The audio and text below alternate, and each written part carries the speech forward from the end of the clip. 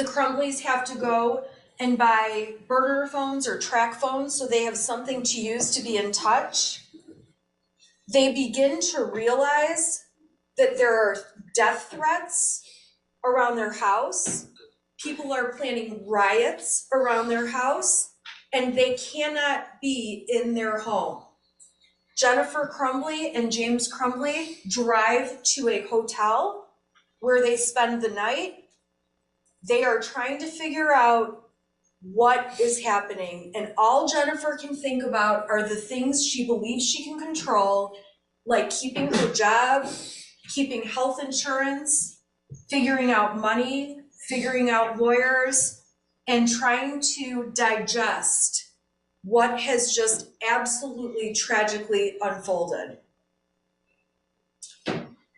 In the days following the event, while the prosecution says the evidence will show Jennifer Crumbley is lying, Jennifer Crumbley is truthfully telling the world she had no idea and finding out that she is about to be charged in this Band-Aid effort by the prosecution with involuntary manslaughter.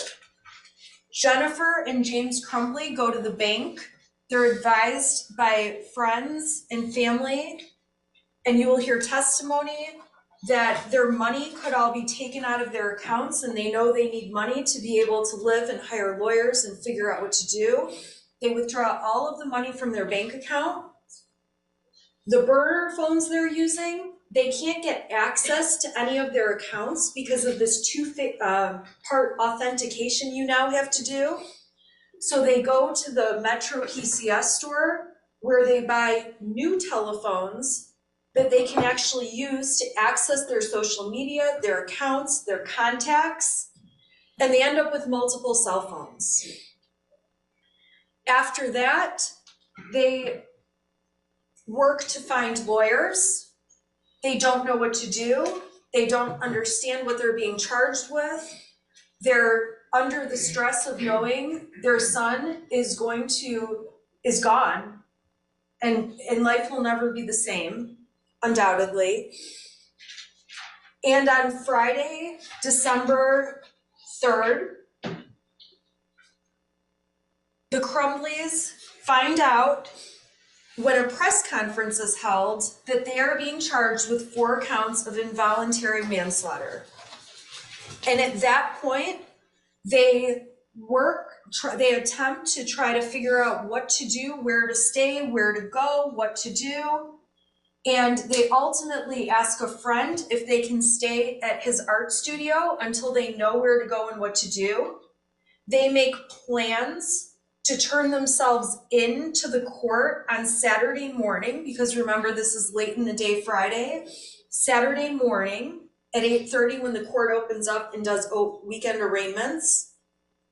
And overnight, the prosecutor's office, the sheriff's department, the fugitive apprehension team, the U.S. Marshals have a statewide search claiming that James Crumbley and Jennifer Crumbley are on the lam. They are running, they are fleeing, they are trying to avoid charges, and it couldn't be any further from the truth.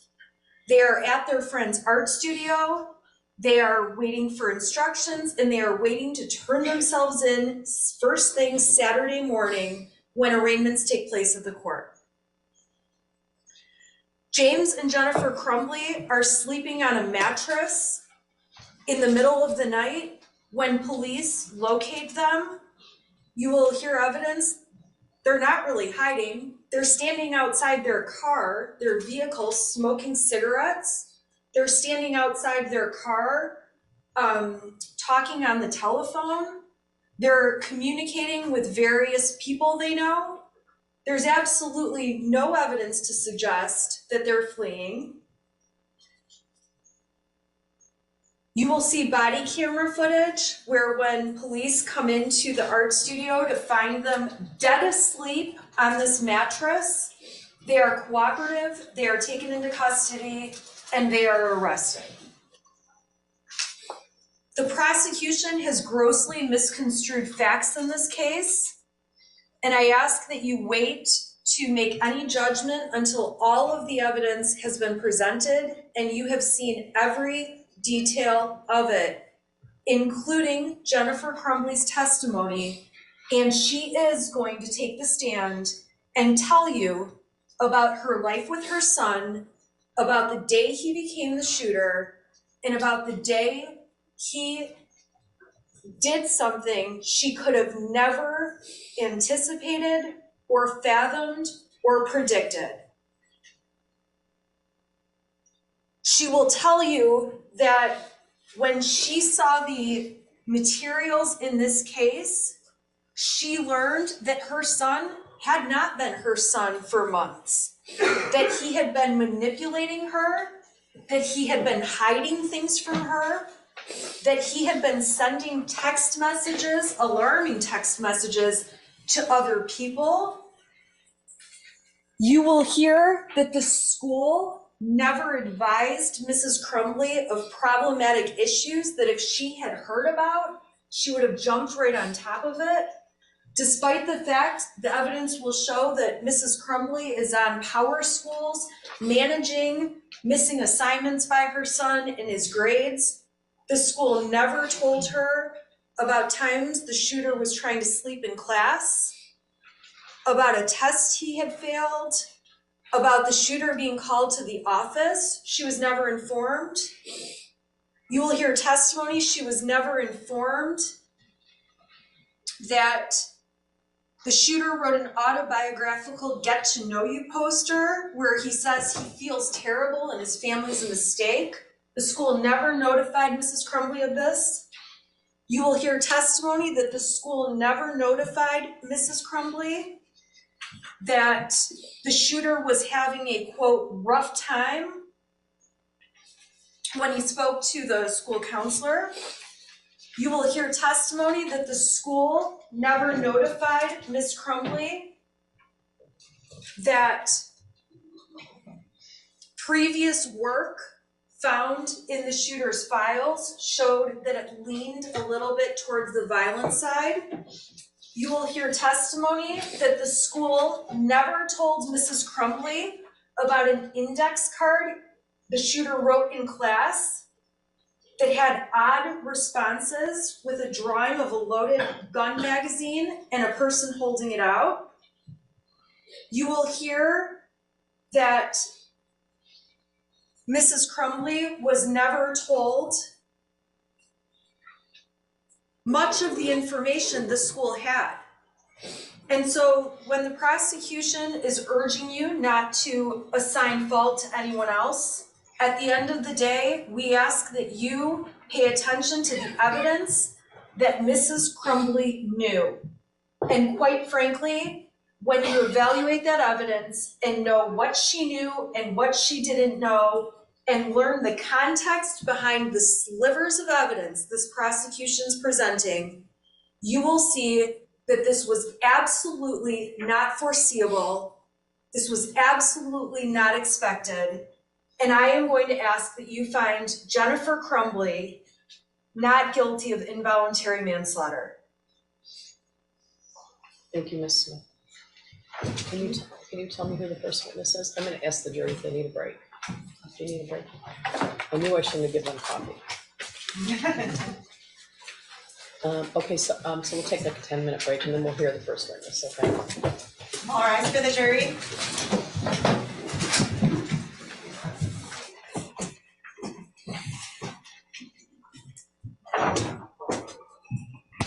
All right.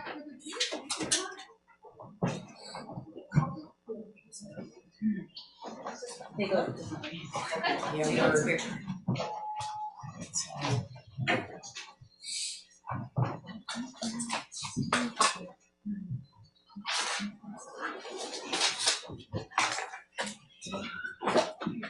All right, you may be seated.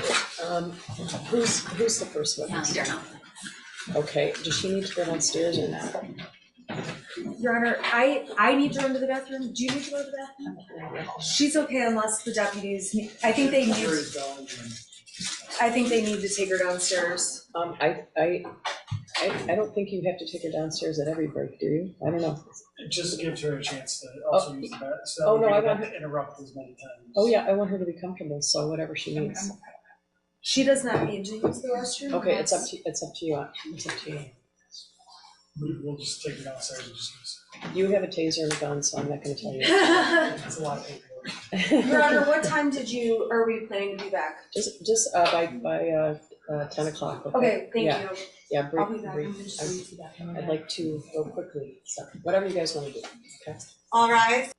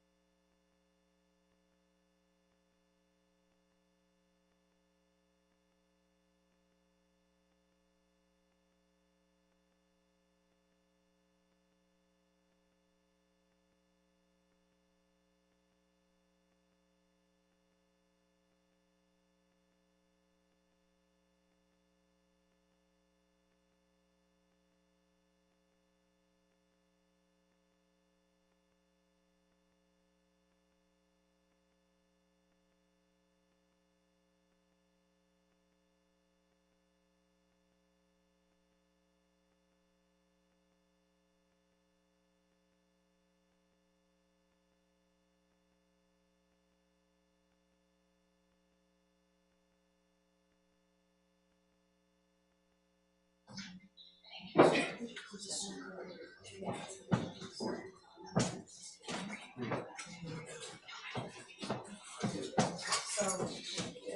5 or 6.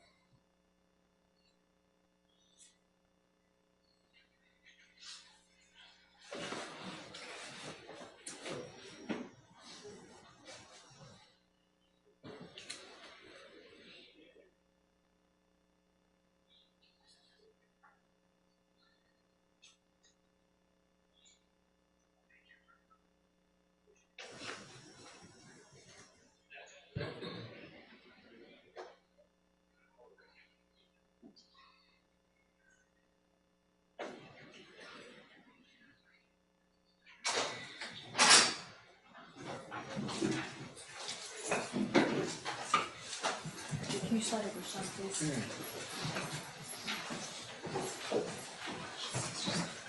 Yeah.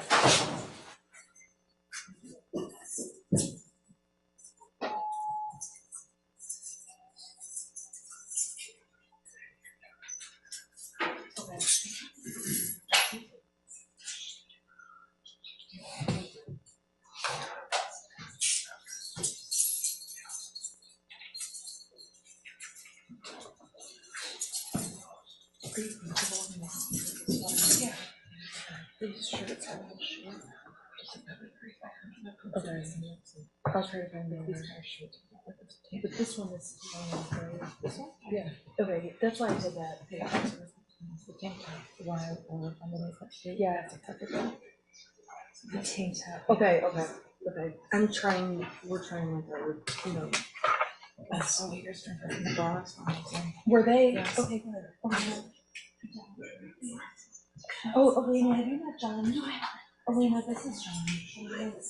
Elena's my paralegal that did all this and has everything in place. So she's fantastic. I had her come with me today because they didn't tell me what they're doing, and so I was like, I gotta bring it all in. And Elena is just like fantastic. So she pushed us so hard.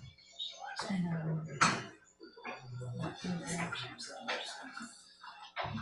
yeah.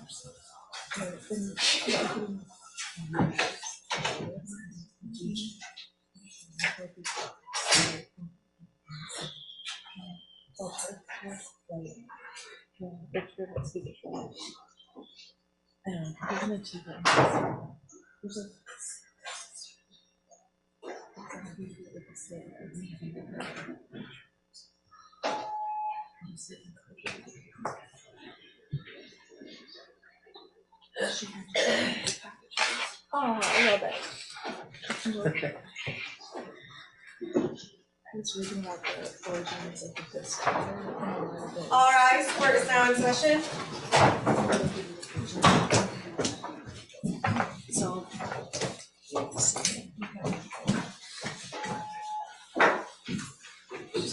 Oh.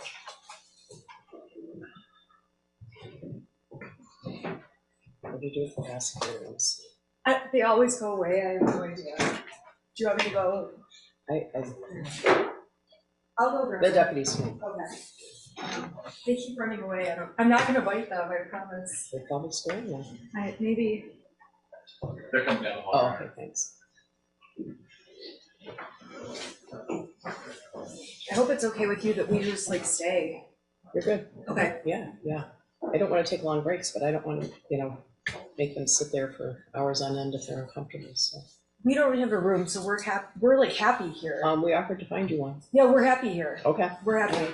We're good. All right. You did offer, thank you. Are you ready for the jury? Yeah, okay.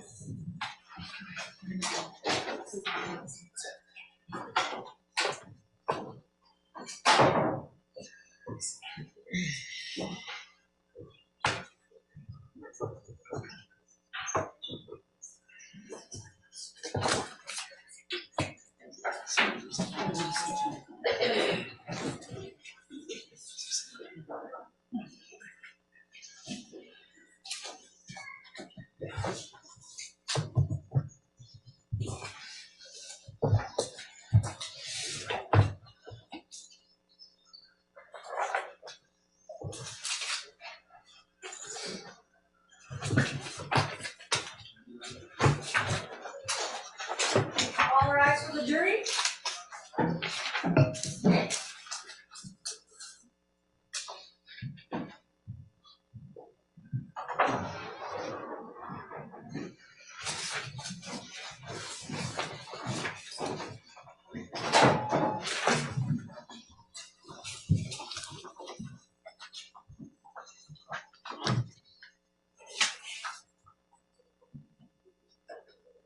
It's probably late to tell you this, but there's a little step there. I found that out the hard way in the dark the first time I came here, so be careful. All right, you may be seated.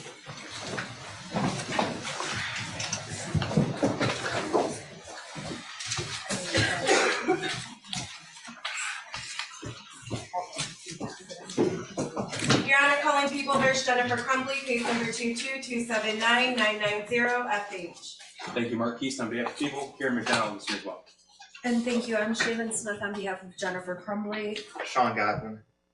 Who's the first witness? Molly Darnell. Okay. Ms. McDonald is here from Raleigh. Your Honor, just before,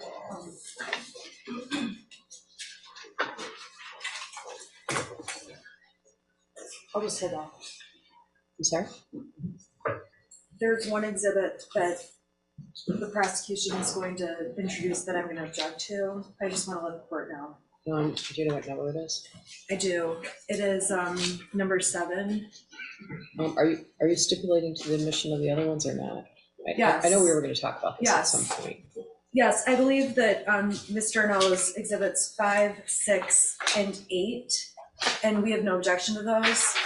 7 we do, and I believe that's already been a ruling by the court. I just have to continue my objection. Okay, so this was ruled on previously. Yes. Correct. All right, so 7 was already admitted in a written opinion. It was, right? Judge. Okay. I just have to maintain my objection. Sure. Thank sure. you. Okay. For the record, that is a portion of the Oxford High School surveillance footage. Correct. Okay. And for the record, we just think it's not necessary. All right. All right. Could you step forward? Could you raise? It's all cozy in here. I apologize. Could you raise your right hand? Do you swear or affirm the testimony about to give is the truth, so help you God? Yes. Okay, you can be seated. And then, could you state your name for the record and spell your first and last name? My name is Molly Darnell, MOLLY DARNELL. Go ahead, prosecutor. Good morning. Morning. I'm going to call you Molly. I assume that's okay. That's okay. Okay. Molly, can you tell the jury what your profession is? I'm an educator. Where is it? Are you a teacher? I am a teacher. Okay. And who is your employer? Oxford Schools. Okay. How long have you been in? How long have you worked for Oxford Schools? I started working for Oxford in the fall of '98. Okay. Would that be your entire career? That is my entire career. Okay. And you stayed in that one school district? Correct. Okay. Your current position is what? I work for Oxford Virtual Academy. All right. And when did you begin that position? I began that position 18 months ago. Okay. I'm going to take you back to November 30th of 2021. Can you tell the jury what your position was at that time? At that time in Oxford, I was under teacher contract, but I was the ELA coach and the International Baccalaureate Coordinator. So I worked specifically with curriculum and teachers, like instructional moves in the classroom. Okay, So so, ELA, what's ELA? I'm sorry, thank you. It's English Language Arts. all right, thanks, George. So how much contact did you have with students compared to teachers at that point? I would say minimal in comparison to teachers. All right, and you did though spend some time in the classroom in your career? Absolutely, yes. I spent the majority of my career in the classroom. So on that day, what was your typical day like around that time in that position? So in that position, I would work with building kind of professional development opportunities, or I was working with teachers individually. On that day in particular, I was working with the media specialist and my other coaching colleagues, my other instructional coaching colleagues on building professional development for the next day. All right, did you have a classroom? I had an office that I shared with two other individuals, and it was like half a classroom, but it was in the educational hallway. So it was a classroom made into two offices? Mhm. Okay. Can you tell the jury when classes began that morning? What was the schedule of the day, began and end, if you remember? So you're referring to like the start day of the school Yes. day? The school day started around 7:30 and ended around 3 o'clock. And I know Oxford had a different, they didn't have exactly the same schedule every day. Yeah, we had a rotating 7, so we met 6 days a week. We met 6 classes a day. But we had 7 classes, so the students only were there in every single class for 4 hours a week. Can you tell the jury what passing time is? Passing time was about, Oxford's one of the larger high schools in the state. It's the largest single floor high school in the state, I think, at the time. Do you know how many students? I off the top of my head, I don't. Okay. And so there were about 8 minutes between passing times, or between passing. All right. November 30th, 2021, were there any COVID protocols still in place? Yes, we were still in masks at that point in time, yes. And were lockers being used? Lockers were not being used. Okay, so how were the kids getting their things from class to class? They were carrying book bags. Yep. I'm going to show you what's been marked as people's proposed Exhibit 5. I don't believe there's an objection, Your Honor. That's When I- correct, Your Honor. When I say I'm going to show you, it's going to be on this screen and this screen. 5 submitted. Okay. Molly, what is that? That's the layout of the high school. All right, so that's a map of the school. Correct. Okay. And can you tell me where your classroom / office was? So if you're looking at that yellow portion, I am, thank you. I am where you see 222, and then there's 226. I'm that little sliver right in between there, and that was 224. Okay, Mark's going to show you Yep. on the map. He's Correct. not letting me have access to the clicker for the trial, so we're relying on him. Okay, so is that your classroom? Yes, that like little sliver where you can see, it looks like a bunch of names are written in there. Mm-hmm. That was the room that I was in, yes. Okay. And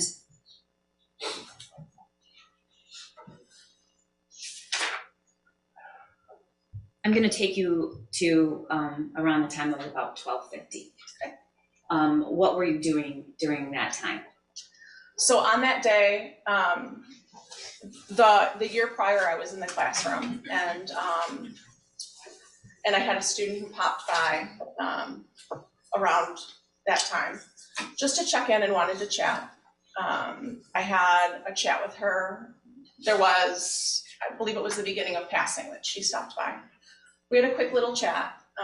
Was that conversation in your It was in the office or in the office. hallway? Yep, it was in the office. Was the door open or closed? The door was open. Okay. We had a little chat. She left. I was alone in the office.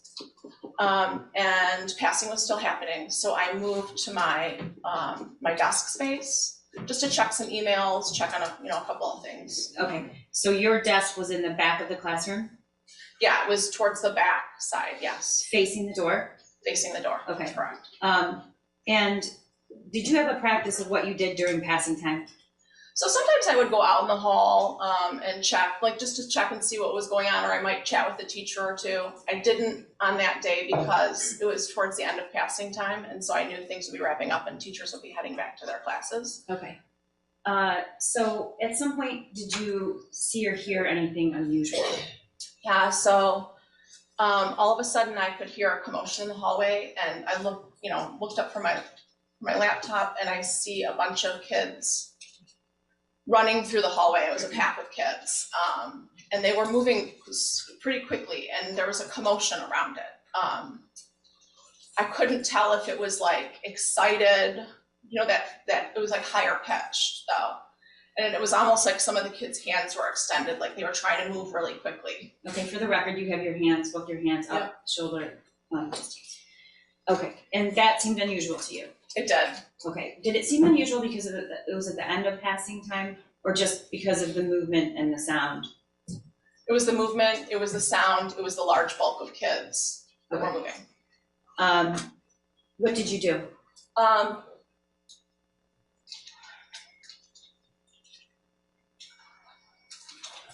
I exited my office.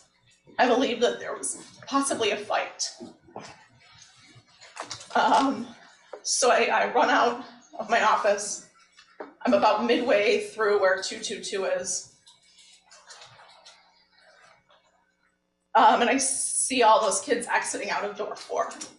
So I know there's not a fight. So if you look at the map, you come out of your classroom and you look down the hallway and they're all running out of the school? Yeah, on a door 4. Okay, and that was unusual. Mm-hmm. Is that correct? Yes, I had never seen that before. All right. And then what happened? I paused for a second because I'm thinking like, well, what's going on, right? I don't know what's happening. I head back into my office space. The hallway is completely clear. And I walk into my office and I'm like, all right, what could possibly be happening in this moment? Was it unusual for the hallway to be completely clear? I don't believe the bell had rung yet, so Okay. that was unusual. Okay. And so what did you do? It was in pausing, trying to like gather what to do next. I heard 3 things pretty quickly together, like so quickly together that I have a hard time distinguishing what came first and what came last. But there were the sound of like 3 like loud pops that I could have mistaken for lockers closing if we were using lockers. Okay. So when you heard the 3 pops, what did you think that sound was? Well, again, there was doors started slamming. I could hear like boom, boom, boom, boom. And then the principal at the time, Steve Wolf, came over the PA and said, we're heading into lockdown. This is not a drill. And how long had you known Steve? So a couple years at that point in time. Okay. Did his voice sound panicked? His voice sounded, it was like urgent, but you could tell he was like tempering any, like panic. So was that before the loud pops or after, if you can remember? Honestly, I cannot remember. Okay. When you heard this, was your door open or closed? My door, when I came back in, I pulled it, but it didn't shut, so it was open a couple inches. Okay. So what did you do? At that point in time, I moved to shut my door. Okay. Did you, after the pop, did you smell anything? No. Did you see anything? No. All right. Then you tell the jury what happened when you turned around and headed to the door. So I walked to the door. I immediately pull it shut. To the left of my door, so my door was here and there was a glass part, floor to ceiling glass. And then right here was a night lock system. Can you tell the jury what a night lock system is? So a night lock is a simple gadget that goes into the door that goes into the floor, so that if the door were unlocked, it's like a second security measure. If the door was not locked, or even if it was, someone can't get in. So if the glass is shut out, even if they're trying to undo the door, they can't open the door. And when did you learn about night locks? Maybe 4 years prior. Okay. Did you do that? Well, why did you install the night lock? Well, one, I was directed that we're in lockdown, Okay. right? So as soon as I knew that we're in lockdown, that's what you do. Were you able to install the night lock? So I grabbed the night lock, I undid the piece, grabbed it, and looked down at it. So I also, some of the doors have different installs, whether the door goes, in or out from the room. And so I looked at it to see, just to remind myself which one, because the other office that I have at the middle school, or had at the middle school at the time, had a different. At this point, Molly, the door is shut or closed? The door is shut. Are you facing the door or facing away? I'm facing the door, so I'm close enough to that wall because I had just grabbed it. Do you know about what the distance was between you and that door? Not even a foot. Okay. And then what happened? I look at it, and out of my peripheral vision, I can see some sort of movement. And so I look up, and I see someone dressed in dark, oversized clothing. And you're looking through that glass pane next to your door, okay? They have the mask on, a hat, glasses, and a hood. And I lock eyes with them. Had you ever seen that person before? I had not, no. Did you know if it was a student or is that a no? I did not know if it was a student. All right. And you said you locked eyes? I locked eyes. And then instantly I see some movement. And so I look down, and I realize he's raising a gun to me. Okay. Can you describe? Yeah, the gun was black, and I remember thinking, because he's raising the gun to me, that there was no orange tip. I'd heard prior that BB guns have an orange tip. When you say he was raising the gun, can you explain what that looked like?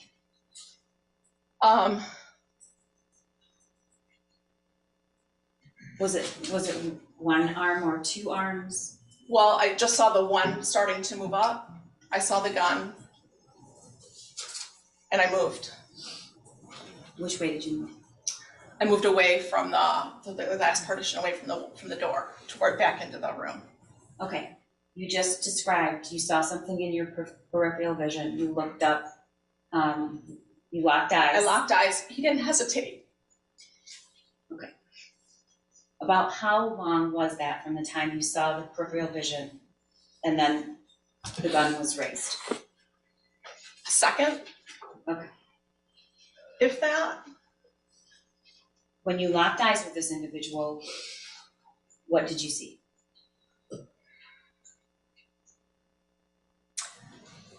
I'm sorry, can you repeat that question? Describe that for me.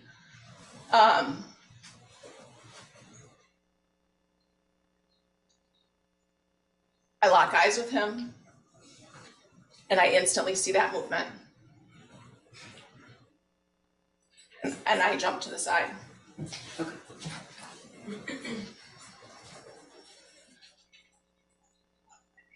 What happened after you jumped to the side? As I jump, And was did you ever get the night lock installed at that the point? night lock is not installed at this point. Okay. So when I move, I kind of jump and turn my body this way at the same time. Okay, and for the record, you're turning your Yeah. shoulders to the right. To the right. Mhm. And I feel like my left shoulder moves back a bit, and I feel a burn like hot water had stung me. Where did you feel that? In my arm, Which arm? in my left arm. Okay, and you're top. pointing to your Yeah. right below your shoulder? Yep. Okay.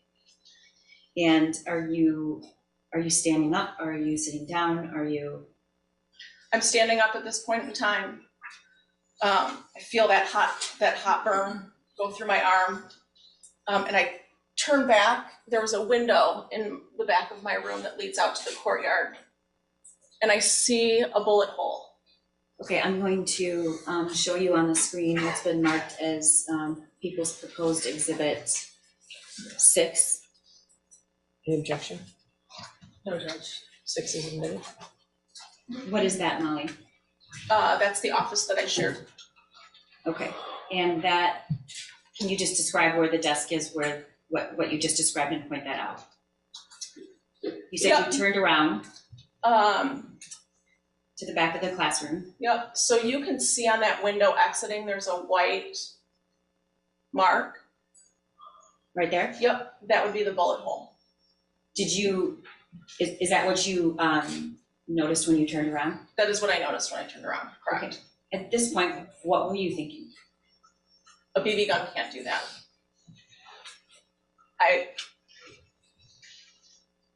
It seems like really silly.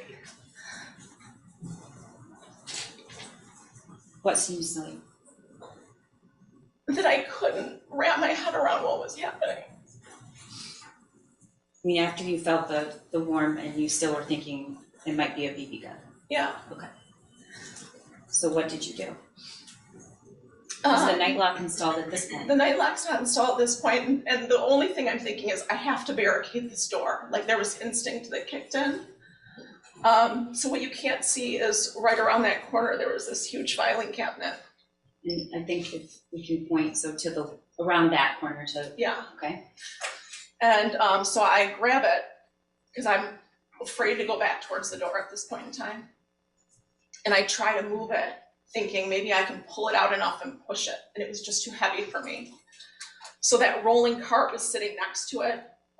That's when I pulled out the rolling cart, and no, sorry, I take that back. It's I okay, didn't do take that your yet. time. Take your time. I crawled down on my hands and knees and I put that night lock in. And then I moved for the rolling. I was like, I just have to keep barricading. And so I grabbed the rolling cart. Is the object in the, Yeah, you In the can see it's picture? the little red object on the rolling cart. Yep. oh, that's the night lock. Okay, but that, it's sitting on that's the rolling cart, right? Correct. All right, and were you able to put it in front of the door? I was able to put the rolling cart in front of the door, correct. Okay, and then what did you do? Then the only thing I can think of is he's gonna come back and finish what he wanted to do. Could you hear anything else in the hallway? At this point, I'm not hearing anything. Okay. And so what did you do? So I go back to that large cabinet, because I know if I'm anywhere in the back of this room, he can see. So I need to hide in this front corner. And so I pull that large filing cabinet back just enough to crawl behind it, so that if he comes to that window, he can't see where I'm at. So the where the classrooms are is you have to be at a certain angle to see certain parts of the room from the hallway, correct? Correct. Okay, and you said you moved to that corner behind because what? Because I didn't want him to see where I was at. Okay. Once you were behind the cabinet, were you sitting? I was crouched down. Was trying to make myself as small as possible. Right, I got really low. I was on my bottom, crouched as close together physically as I could make myself. Okay. What did you do next? I had texted my husband, "I love you, active shooter." And then I started feeling blood dripping down my arm. What did you do? At this point, had you registered that you had been shot? I don't think I was registering that I was shot. I just knew that I was bleeding. Okay. What did you do? I had a cardigan on that day, and so you can see in the photo there's this red little bag on the side, on the right side of the wall. Those are those are medical response bags that we keep in every room. So if someone's bleeding or if a tourniquet's needed, they're in there, but I was too afraid to go back and grab it. So at that point I knew I needed to put a tourniquet on. I knew I was bleeding.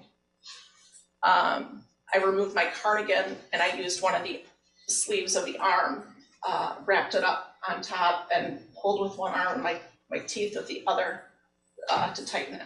And Molly, how many inches down was that wound? It sits right here. Okay, and you brought a cardigan so that you could show the jury what that looks like, so they know exactly where you were hit? Yeah. Go ahead.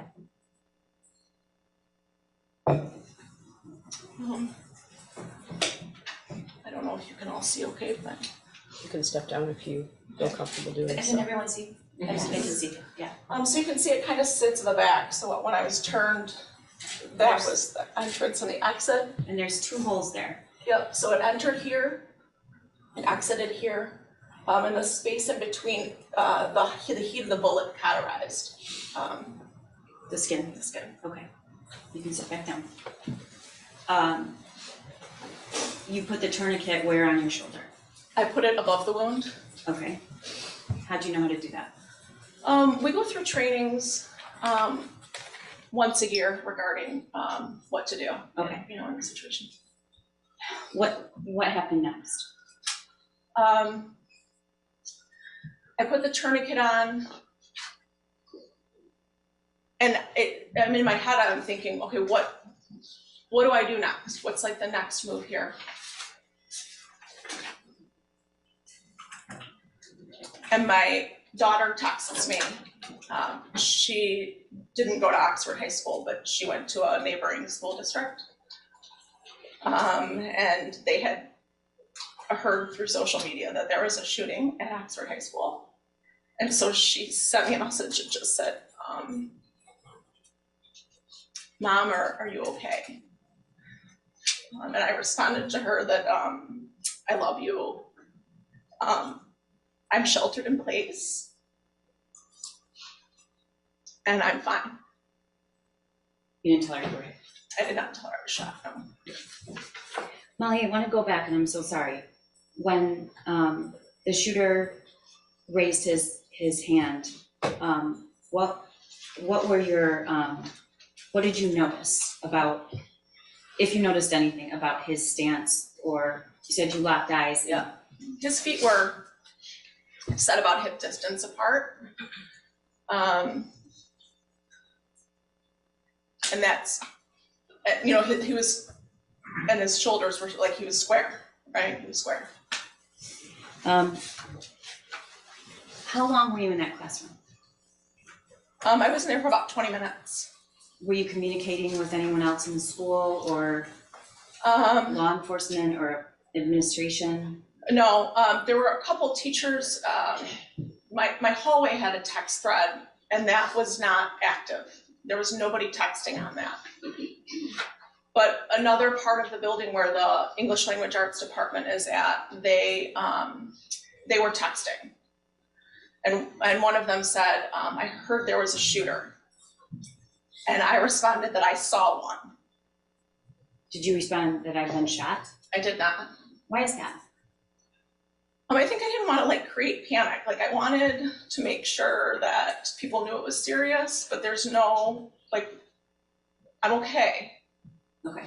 At this point, did you have any idea where the shooter was, if anyone else had been hurt? What were you hearing? Anything?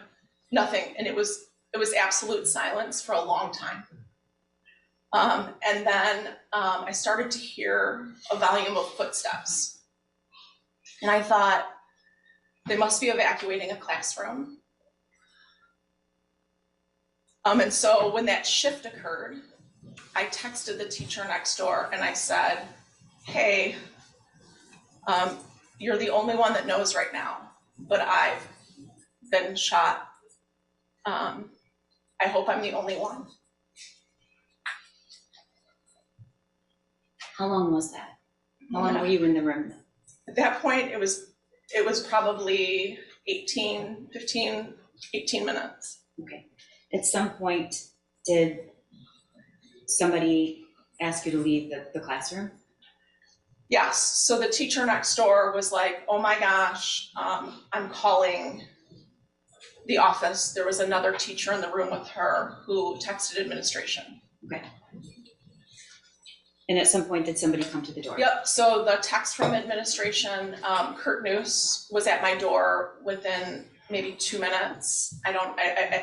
Time's hard on that. And he was like knocking, Molly, are you in there? I've known Kurt Noose since they started in Oxford. I did not trust that was him at my door. What were you afraid that it was? I don't know. Everything that I knew to be reality wasn't. So did you answer him back, or did you open the door, or did you just remain silent? I said, I'm in here, and he said, are you okay? I don't remember how I responded. It was within a second or two that then there were police at the door, and they were like, are you in here? Are you injured? I said, yes. And then I said, do you want me to, it was clear that they wanted me to, like, they were there for me. And they couldn't just open the door. They can't just open that door. That night lock prevents them from getting in the door. And Molly, if you know, how would you get into that room if someone doesn't remove the night lock from the inside? Is there a way? So I know there's a special tool to use, but you'd have to take everything off that door, and that's all steel. So the frame, actually. Yes. Okay. And so they were asking you to remove the night lock. Did you do that? I said, do you want me to remove the night lock? And they said, yes, remove the night lock. And then I said, do you want me to open the door? And they said, yes, open the door. And I'm down on the ground while I'm doing all of this. Like, I'm removing the night lock and I'm opening up the door from my knees. And they like scoop me up. And I can see the two officers that scoop me up, but I can see Kurt standing there against the lockers. And I can see 4 cops with guns. Did you see any students? I did not see any students, no. Okay, Molly, I'm gonna play a surveillance, which is marked People's Exhibit 7, which I know there's an objection to, but the judge has previously ruled. Just to let the jury know, you're not gonna see any victims in this, except for Molly, and nor are you going to see any students.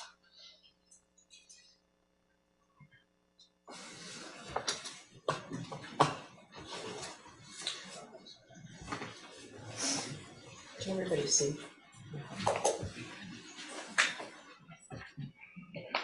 While he's getting that on the monitor, when you say you saw 2 officers with guns, how far away were they? And were they in the same direction? They were. When they scooped me up, the 2 that scooped Okay, me I'm gonna up. stop you. Look here. Yep. Is that the hallway? That's the hallway. Okay. So you can see there's a multiple around. So it wasn't just the 2. Where's your classroom in this photo?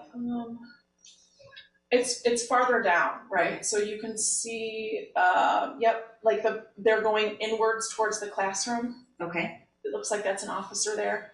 Okay. So I knew that they were officers based on the vests that they were wearing. And so they're just, they were just around, right, as well, like securing the area, I suppose. All right. Can you press play?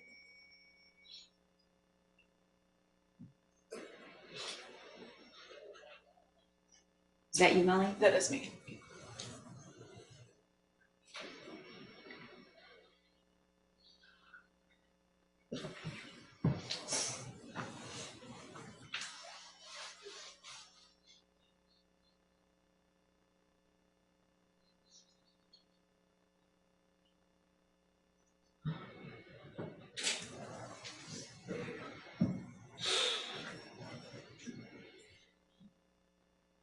At this point, are you hearing anything in the building?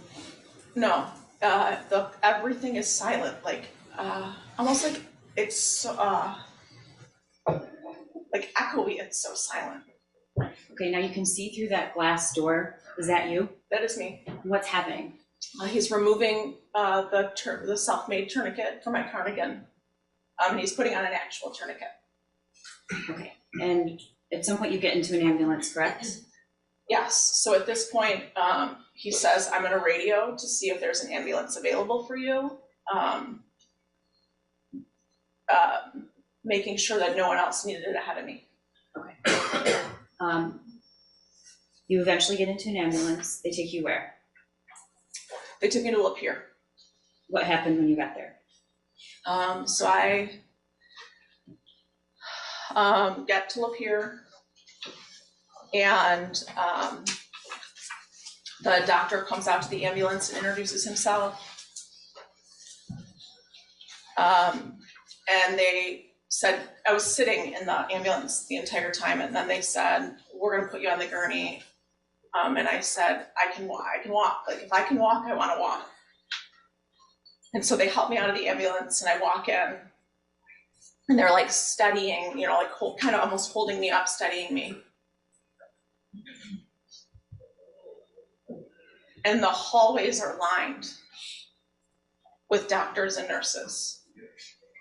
Did you see any other victims? I did not, no. Okay. And they treated your wound? They did. Okay. Were you able to, I assume they ran some tests. I want to be cognizant of the judge's prior ruling about what you can testify to. But at what point, how long were you at the hospital? I have no idea what time I walked in those doors. Okay. I was there for several hours. Did you learn at some point there were other victims? I did ask when I was in the hospital, is anybody else been injured? And I was, you know, I was told that there were other victims and a few fatalities, yes. Okay, at some point, did you hear a teacher was shot? I did. And what did you think? I instantly thought it was another one of my colleagues. I knew the direction that I saw him turn, so I knew what direction he came. And who was the teacher now?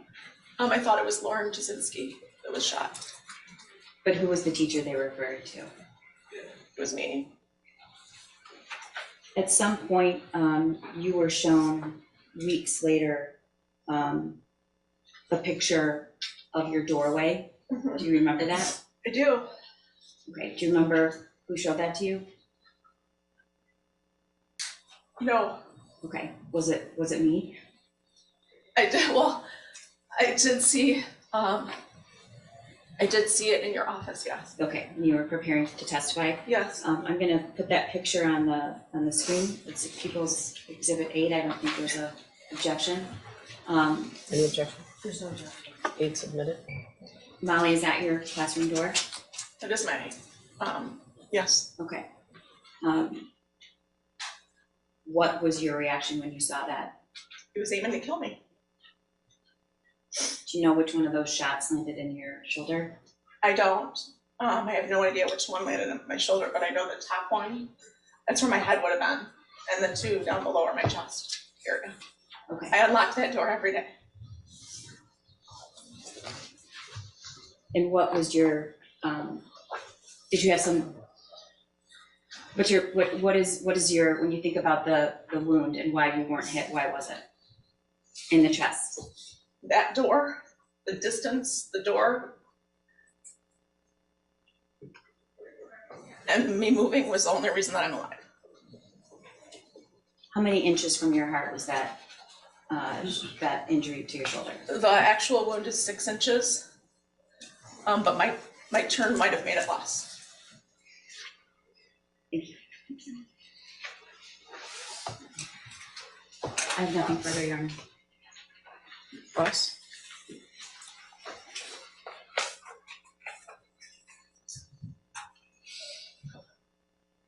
I have no questions further.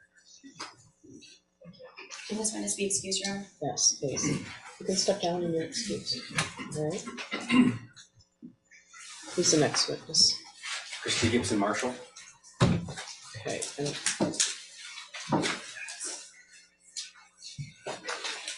We had a discussion about the boundaries of her testimony. I don't know if we put that on the record. Do we need to or not? We've prepared her, Your Honor. Okay, We understand it's not another hearing, we know it's a trial. okay, all right.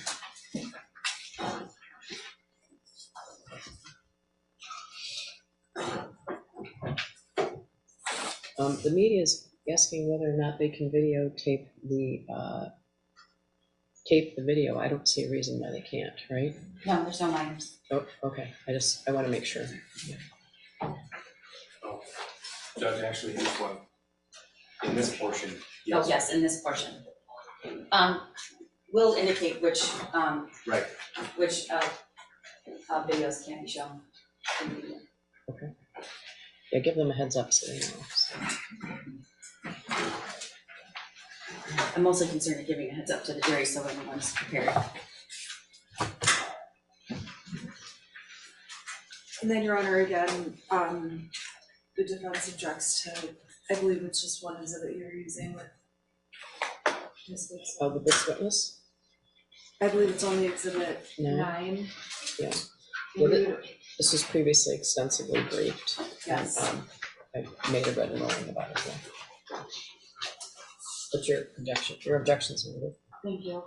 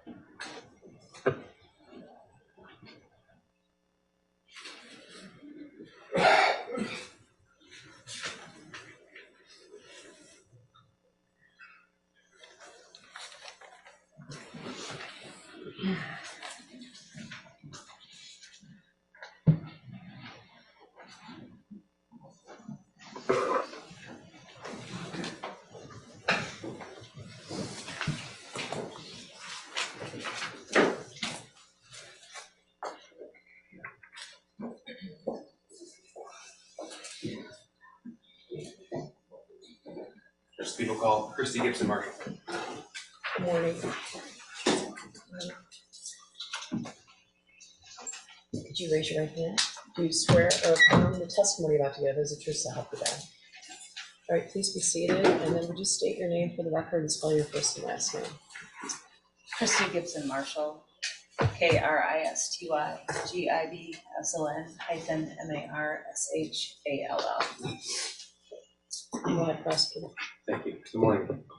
May I call you Christy? Yes, Christy, could you please tell the jury where you're employed?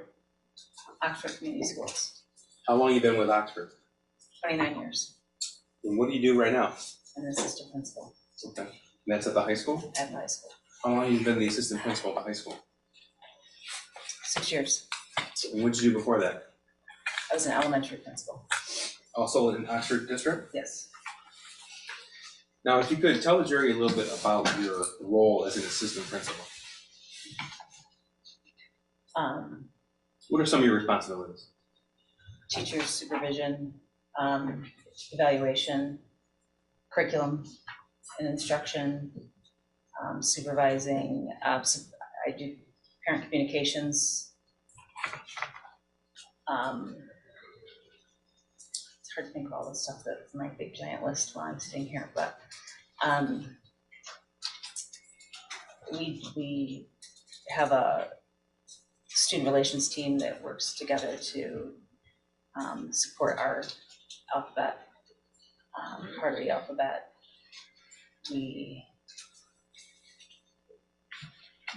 big goal is, like, to me, my biggest role is supporting students and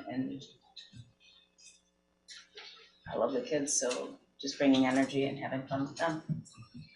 You've been in education, you said, for 29 years? Yeah, yes. So up until this role, you were an elementary school principal?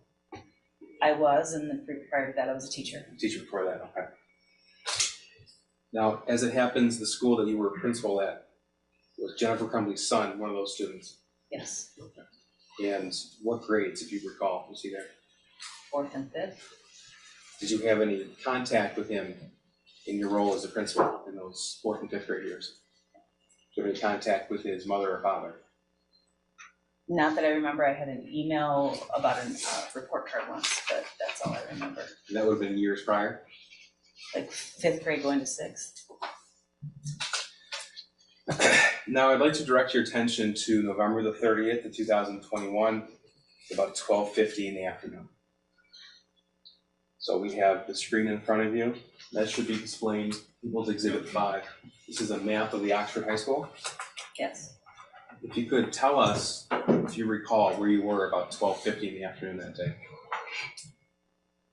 I was in the cafeteria. I started in the cafeteria supervising lunches. So what would be, I guess, there are the commons. So right Yes, here? correct. Okay. So was that lunchtime while you were there? Yeah, Okay. yes. And is there a time where you moved? So around that time on November the 30th, did you have a specific area of the school you would go to, or did you move around? We didn't have an assigned area, but I like to go to the senior courtyard after lunches and just kind of help see that courtyard area. Okay. The hallway out in front of this courtyard area between where you see 400 and 401. Okay. Our seniors hang out there and they congregate in a good way, not terrible. Let me just clarify. It's kind of like their rite of passage, and we just like to kind of go there and keep traffic flowing. Okay. Yeah. Is that something you would do on a routine basis? Yeah, my bad mom joke on that one is that I make it a senior citizen window and I stand in that area. Was there a point that day when you realized something was going wrong? When I was approaching the senior courtyard, so when I was coming down the hallway from the commons, what says commons, I call it cafeteria, by the media center, by the courtyard, and hit the 500 room. When I kind of got to that triangle there, that diamond there, one of the students that I know pretty well went running by and said, "Get the hell out of here." And he was laughing and running, and I was like, that was a mixed message. Sure. At that point, was there an announcement on the loudspeaker? No, not at that point, no. Okay. No. Was he the only one running? Shortly after him, there was a group of kids laughing and running behind him. When I stopped to ask them what was going on, they weren't entirely sure. But as kids started to pass, you could see it got more serious. Okay. I grabbed my walkie-talkie and I What do you mean it got more serious? What do you mean by that? their faces got more, I'm sorry, their faces became more serious. Okay. Did that signify something to you when you saw that? Yeah, just something, them running signified something to me because it's not a typical behavior. Okay. But the running and laughing was confusing, and then when their faces became more serious, I was started to get very worried, and that's when I grabbed my walkie-talkie. What'd you do with your walkie-talkie? I said, I'm not sure what's happening, but kids are running in the hallway, which is very odd, and look like they're trying to leave the building. So where did you go?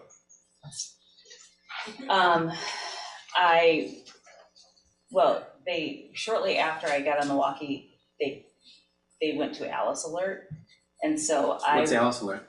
Alice Alert is our intruder. I'm going to call it intruder alert because that's what it was that day. But it's a notice that we need to take cover, lock down, be aware. It's So an is that emergency assist. an alarm ringing, or is that somebody who's giving a message over the PA system? On that day, it was a message over the PA system. Do you recall who gave that message? Steve Wolf. Who was that? Steve is our principal. Who's the principal? Okay. So, is this shortly after you saw the students leaving that appeared to be more serious to you? Practically the same. Yeah, it was like they went, when the more serious students came by, the announcement went on. Okay. Now, when you hear that announcement, what were you supposed to do? Supposed to walk down. Did you? No. What did you do?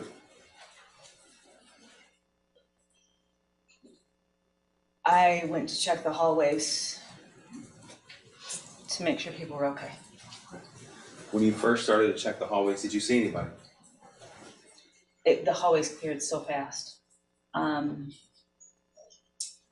I made the turn down the 400 hallway, I ran into a teacher who was locking his door, and then a student came up who was running late. He asked if it was a drill. I let him know that it didn't matter if it was a drill or not, just you gotta get covered in there. And then I proceeded down the hallway. I was the only one in the hallway at that point. Did you hear anything? First, I smelled something. I smelled what I thought was cap gun. Later, figured out it was gunpowder. And then I heard two gunshots. Where were you when you first smelled what you thought to be cap gun? Probably by like the somewhere between 409 and 414.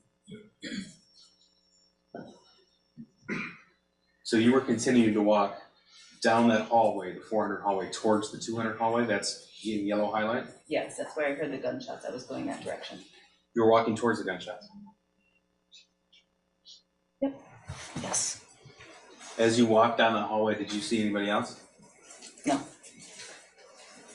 Tell me where you went. When I got to the end of the hallway, I realized how dumb this is. I turned left to go towards where I heard the gunshots. So this hallway, And I went towards 225. so you came down the 400 hallway and you turned left towards 225. Yes. Tell us what you saw when you made a left. I saw a student laying on the ground.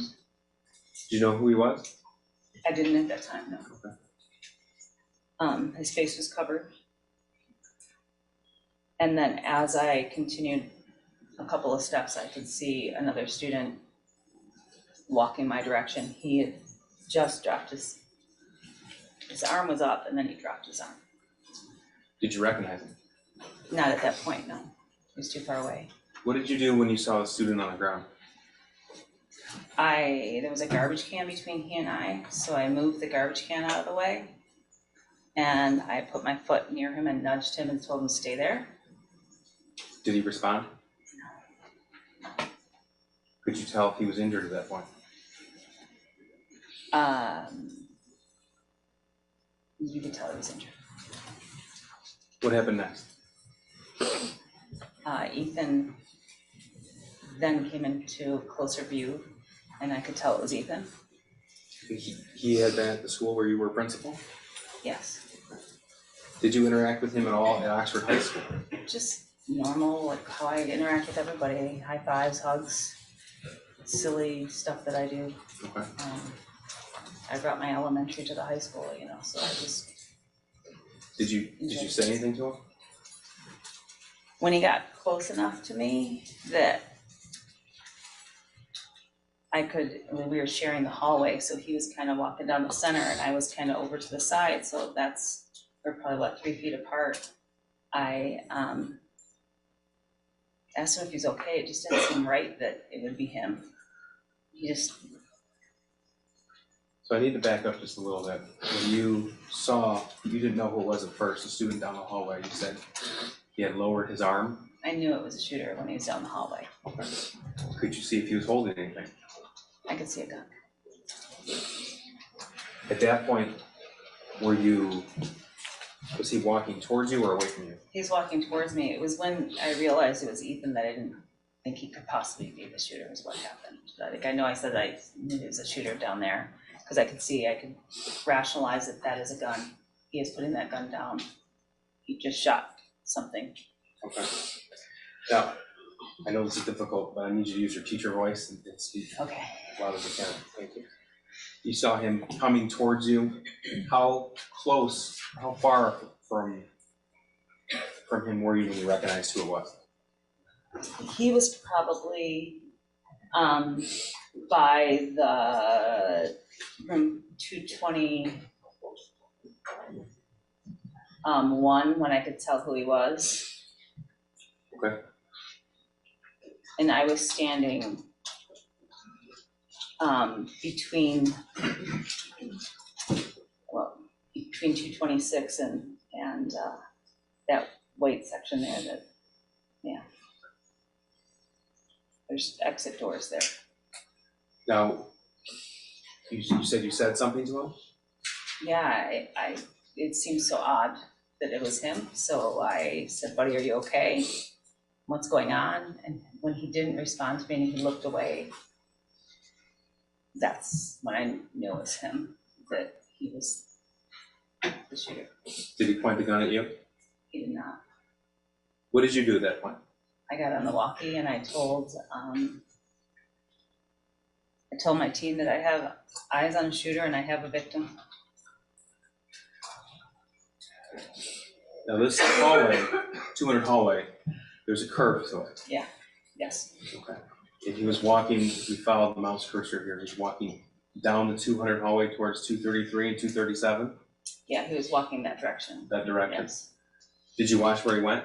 No. What did you do? There was a student who was injured, so I went to him. I knew he needed. And I know you're aware, but there's been certain rulings by the court, so just in general terms, did you render aid to that student? I did. Could you tell if he was injured at that point? Yes. Did you recognize him? Yeah, I knew another one of my students from Lakeville. Came here. Just took my breath away.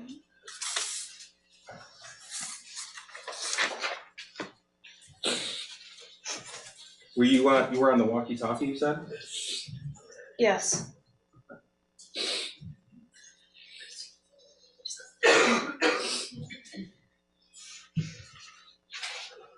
So I let them know I had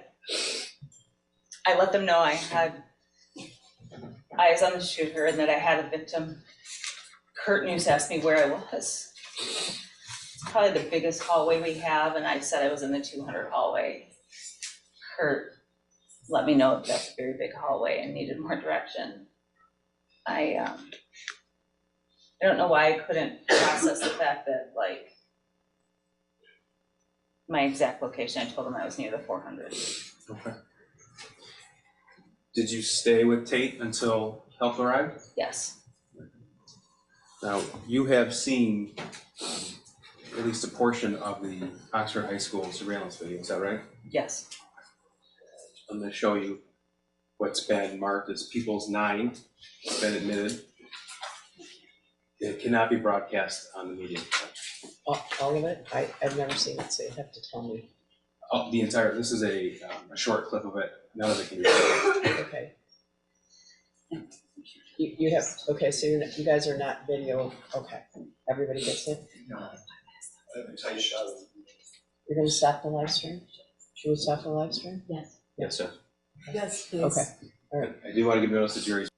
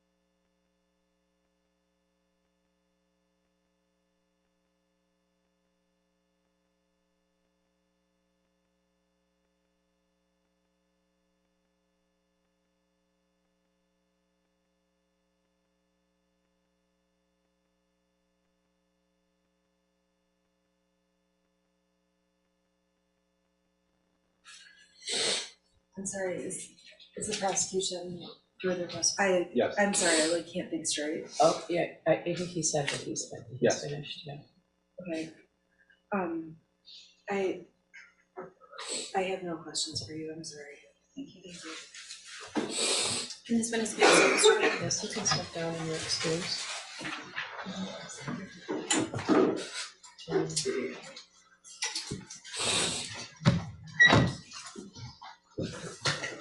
Who's the next witness?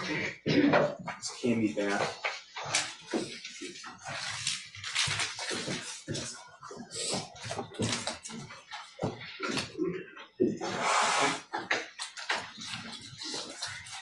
Jennifer, is there any way we can have like a minute?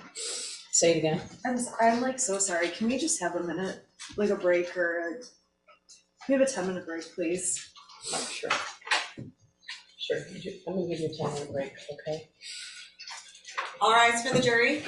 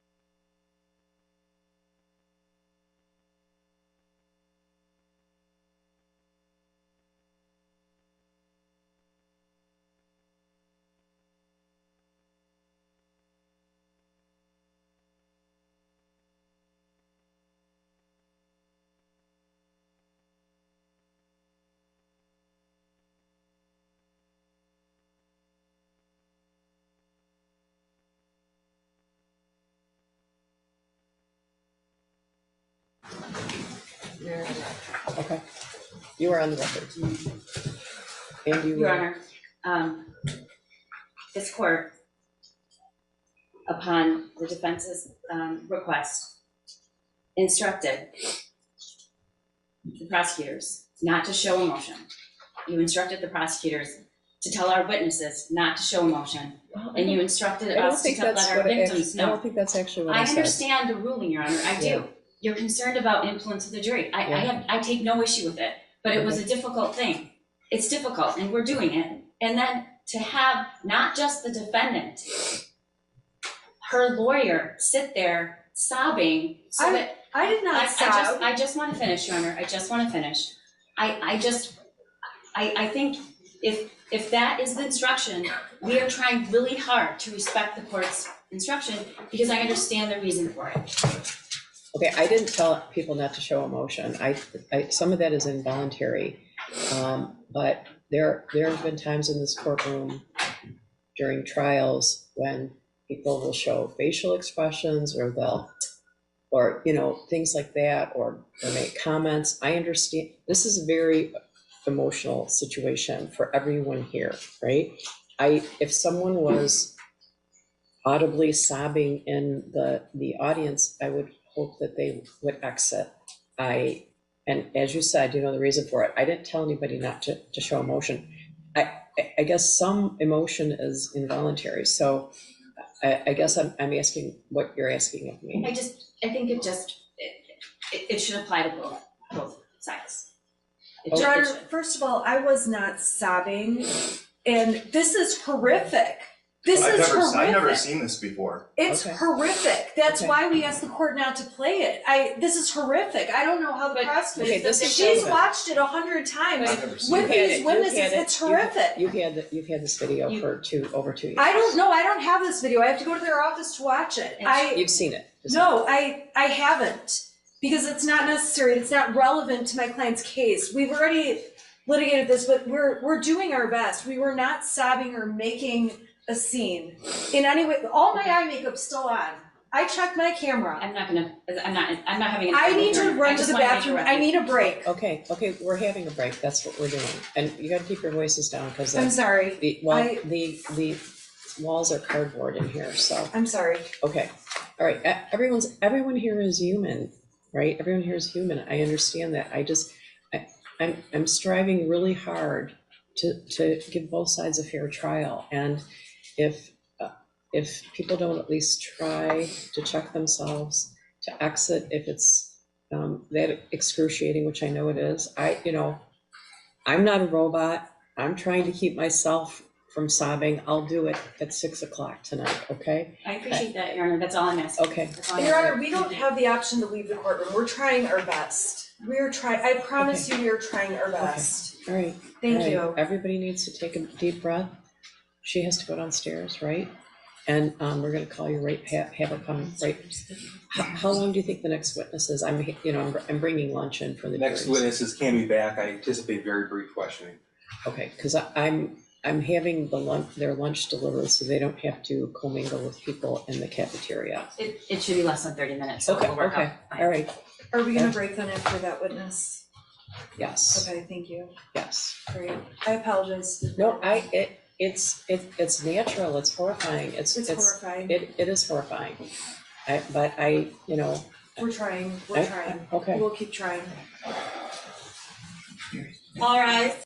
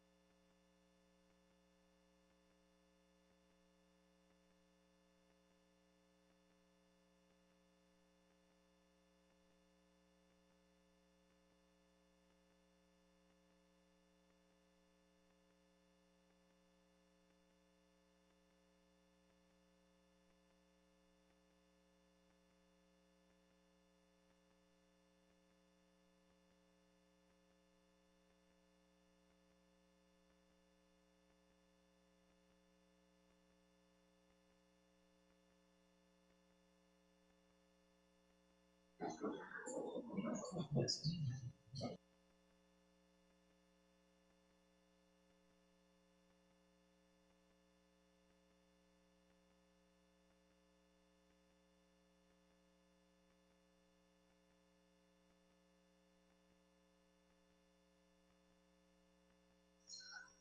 right.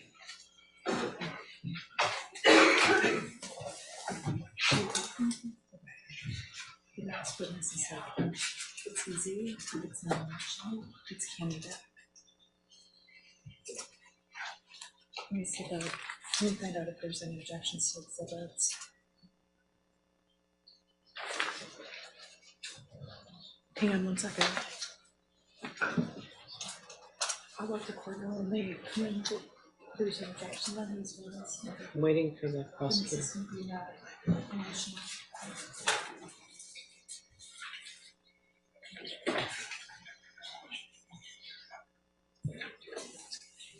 No, it's, no. It's fine. The witness is being brought up. Okay, I wanted to let you know that my amateur media consultant, aka my husband, says that he can hear conversations between Miss Smith and her client at the table. And I think we talked to the camera person maybe about not recording when we're not in here, but I just wanted to let you know that. Okay. So maybe, I don't know if you can write what you're saying to each other, or if there's Is a that way. when we're on the record that they're hearing it, or is it when we're? Both. Well, yeah, so Okay. Is there any way I can move the microphone? Do we need it? I don't know. That is so not my department. I still own my 8-track, so. You don't need. Maybe on the microphone on the podium. Yeah. Your clerk has asked me to kill audio whenever we in session, so I'll do that from now on. Oh, okay, so, but when we're in session, audio's on, so I don't know. Is this the microphone that's catching it? I don't think that's it. There's a microphone on the back of the podium. Is it this one? Yes. I guess it would have to be. Oh, it's this one. Yeah. Okay. Yeah. I need to be able to talk to my client. I can't only write notes with her, and Okay, I I guess I can't- don't know what to say. When we're off session, I've been asked to turn them off, and I will. okay, when we're on the record, can you hear? Because it sounds Well, I to mean, me. I can hear what's going on in the courtroom when we're on the record. Okay, I'm asking though if you can hear myself and my client and my co-counsel talking at the table. They're live microphones, so to pick up what's going on in here, so when we're on record. Well, it seems like, one of the I just reasons slide I'm this telling over you them? is just to be mindful of it. Yeah, thank know, you. Okay, know. we will be. Yeah. Okay, I'm sure we'll hear more if. Okay. Your Honor, just so the court's aware, the next. Oh, sorry. Oh, we're not on the record, I guess. Sorry. Are we on the record? We're now on the record, okay. Go ahead. We're bringing the jury in. Next witness is Kami Back, exhibits 24 through 30. Amy? And Your Honor, just for the record, I just wanted to place in the record to make it easier. The defense has no objection to exhibits 24 through 30. Okay. I know the court will check with me, but I just want you to. Okay, thank you. Thank you. Okay, we're bringing Kami back. Well, I guess we might want to bring the jury in before we do that, right? We'll make sure.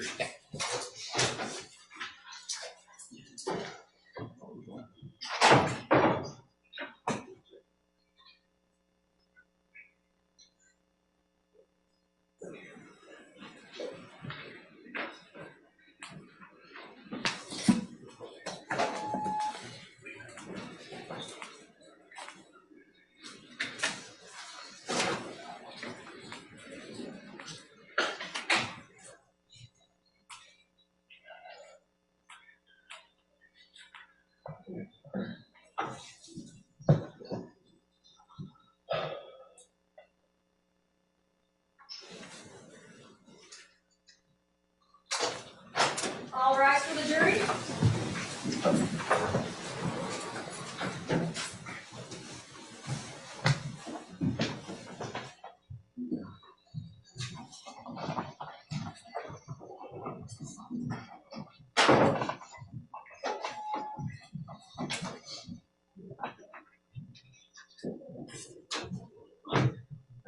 be seated.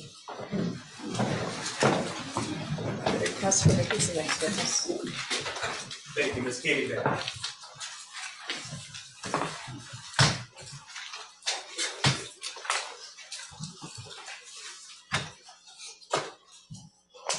Good morning. Would you raise your right hand? Do you swear or affirm the testimony about to give is the truth, so help you God? You can be seated, and then would you state your name for the record and spell your first and last name? Tammy Back, And spell your first and last name, please. CAMMY BACK. Go ahead, prosecutor. Thank you. Ms. Back, I'm gonna ask you to keep your voice nice and loud for me, okay? Okay. Now, is it true, miss, that you work at a retail store that sells firearms? Yes, And that's in Oxford, Michigan? yes, Okay. How long have you worked there? 4 years. What's your current title? Office manager? Have you always been the office manager? No, As office manager, do you assist with gun sales? yes, I do. Okay. And what did you do before you became the office manager? I was a counter.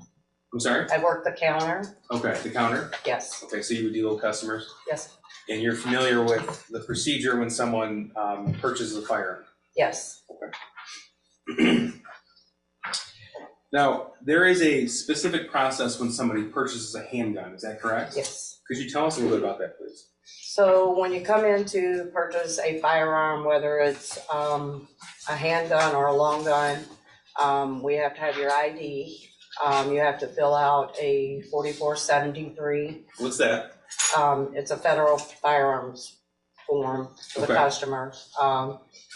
Once that is done, myself or whoever will run a NICS check on the computer. Okay, can you tell us what that is? That is where you send it over to, I just lost my train of thought. To the FBI, and then they take it from there. Okay, do you know what happens with that when you I send do it to the not. FBI? Nope. So you take this information in and the customer fills out certain forms and you send that off? Yes. Okay, and how long does that process usually take? Sometimes it could take seconds, sometimes it could take up to 30 minutes Okay. or longer. Is someone able to walk in and buy a firearm, or to buy a firearm and walk out with that gun purchase that day? As long as they pass the background check, As long as everything checks out? yes, Now, what happens if things don't check out, or if there's some kind of delay? Does that ever happen?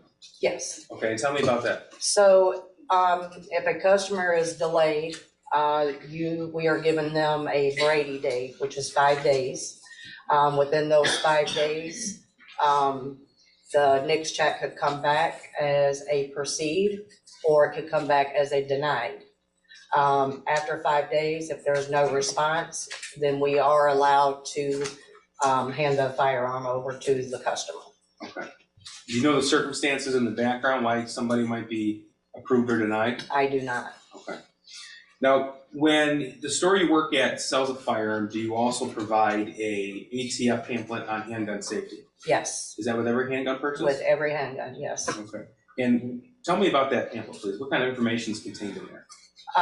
It just states, the do's and the don'ts, as far as, you know, when you buy a firearm, child safety, how to lock it, just to pretty much keep your firearm safe and out of the hands of, you know, anyone that doesn't need to have it. Okay.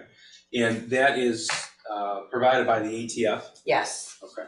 That's the Bureau of Alcohol, Tobacco, and Firearms? yes, Does your store also provide a trigger lock safe? yes, Okay. And is that one of the standard forms that has to come with the firearms purchase? yes. And tell me what that is, please. So it just, the trigger lock form, we take and we make sure we check the box, that it has the lock in the box and that it has a box that can be locked, Okay. Now, we say the lock in the box. What do you mean by that? the trigger lock. Okay, so when your store sells a firearm, you also provide a lock with it. Yes, Okay. And that's not an actual gun safe, correct? That's a smaller locking device. yes, All right. And that happens with every handgun sale from your store? yes.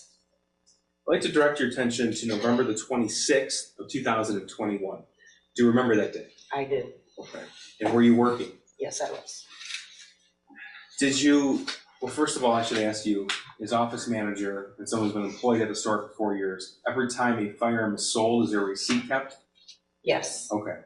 On November the 26th, 2021, did you sell a handgun to James Crumbley? I did. Okay. And was he there with somebody else during that purchase? Yes, he was. Okay. Was it an adult or was it a teenager? Teenager. Okay. Did you come to learn who that person was? Later, yes. Okay. And you came to learn that it was the defendant's 15-year-old son? Yes, sir. Okay. But you didn't know that at the time? No, I did not. Okay. Now, during the purchase between yourself and James Crumbley, did his son do anything? Never. Okay, so he was there, present, but he didn't interact with you. No. I'd like to direct your attention also to June the 15th, 2021. Did James Crumbley make another purchase of a firearm that day? That I cannot say. Okay. If I showed you receipts, would that refresh your memory, you think? Yes. Okay. So what I'm going to do is go through some exhibits with you. They'll be on the screen in front of you. These are all stipulated too. Can you see that? Yes. Okay. This is exhibit 24. This is, do you recognize this as a receipt from the store you work at? Yes. Okay. This is June the 15th, 2021. Do you see the date? Yes. All right. And the purchaser is James Robert Crumbley. Yes. And it has his address. And it has the item purchase, and that's a Cobra Classic for $180 total. Yes. And that's actually a 22 Derringer pistol, is that correct? Yes. 24 has been admitted, I believe, with stipulation. I believe that Ms. Smith was willing to stipulate to 24 through 30, is that accurate? That's correct. 24, 25, 26, 27, 28, 29, and 30 are admitted, so. Thank you, Judge. This is exhibit 25 right here. It says pistol sales record. Can you tell us about that, please? So each time that a pistol is sold, we have to provide the customer with a pistol record. They are given those and they are instructed to have those dropped within 10 days of the purchase. Okay.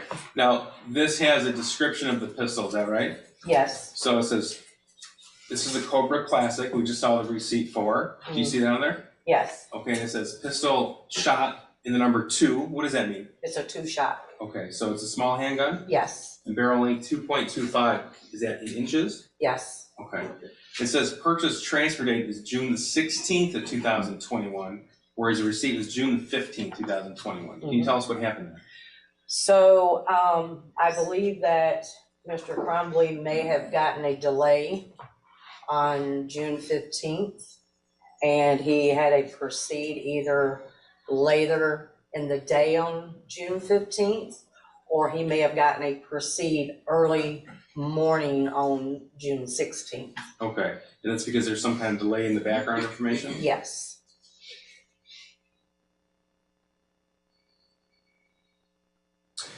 Ms. Bagg, is it true that some handguns sold by the store actually come with their own cable locks, not just from the retailer themselves? Yes. Okay, so whereas on November the 26th, you provided a lock, not every handgun has to be provided a lock by your store. Yes, because it does. Because the manufacturer gives a lock themselves. Yes. Okay, so I don't think that was clear, so I just wanted to back up for a second. So some guns that come in from the manufacturer do not provide locks. We Okay. have to provide those. Got it. Sorry. Okay, no, that's okay. No, Okay. that's my fault, not yours. The 6 Hour, for example, they do not provide their own locks, is that right? Some they do, some they do not. Okay, and if they don't, then you would fill in that gap. Yes. All right. Now, this is exhibit 26. This is a receipt, James Robert Crumbley, June the 16th. And this is the Caltech P17 22 LR, total price $349. Do you see that? Yes. Okay, this is exhibit 26. And again, this is June the 16th. That's the day that he would have received the Derringer. Would that be Yes. right? Okay. And here's exhibit 27, which is the actual pistol sales record And again, purchase transfer date June 17th of 21. So there was a delay in this purchase as well? Yes, Okay. And this description is, it's a 16 shot, barrel length is 3.8 inches. yes, So it's bigger than the Derringer. yes. Okay.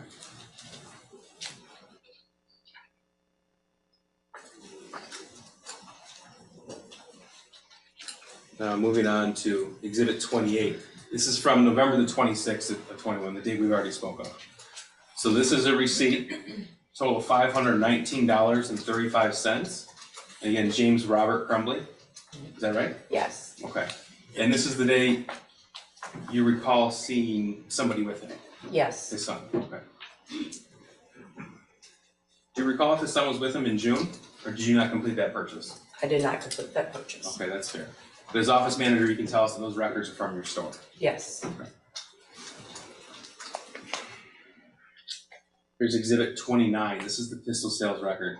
And this is from the Sig Sauer on November 26th, is that right? yes, Okay, so this is a 15 shot and it's 3.75 inch barrel. yes, Is that right? Okay. And he walked out with that gun on November the 26th, 2021?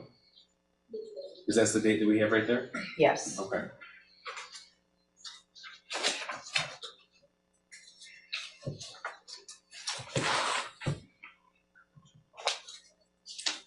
Now, hypothetically speaking, if there was a 15-year-old who walked in your store and tried to buy a handgun, would you let him? Absolutely not. Okay, that would be illegal, right? Yes, Okay. Here's Exhibit 30. This is a portion of the firearms transaction record. I think you referred to it as a 4473. Do you recognize this? yes, Okay. And was this provided, this was filled out by James Crumbley? yes. Okay. And what's the purpose of this form here? That is to keep a record for ATF for all firearms that are sold. So there's certain boxes are checked here, and the condition of the gun is notified. In this case, it was used. Yes, Okay. And the purchaser has to assert certain things before he can walk out with that gun. Is that right? yes, And one of those boxes are you the actual transferee or you are the actual buyer of the gun and it's not for somebody else? Right. Because it is not legal for someone to buy a gun for somebody else through your store, correct? no, it is. Well, that person has to come in and fill out this paperwork, that is right? Yes, Right. So it would not be legal for a adult, for example, to check this box that the gun is for himself and then transfer it to a child. yes.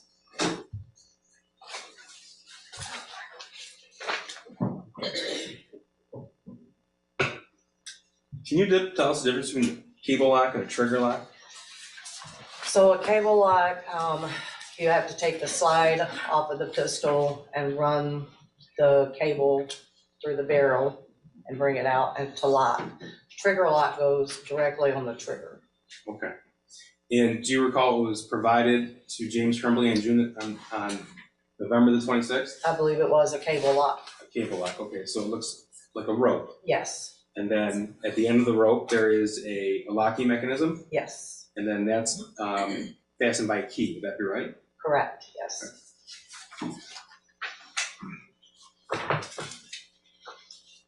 There's some firearms that can't be secured with the cable lock versus trigger lock, or is it unique to certain guns that you need one versus the other? I don't believe so. Okay. Does your store always provide either a cable lock or trigger lock, or does it depend? We provide both, Both, okay. yes, But on this particular occasion, on November of 2021, it was a cable lock. it was a cable lock, yes.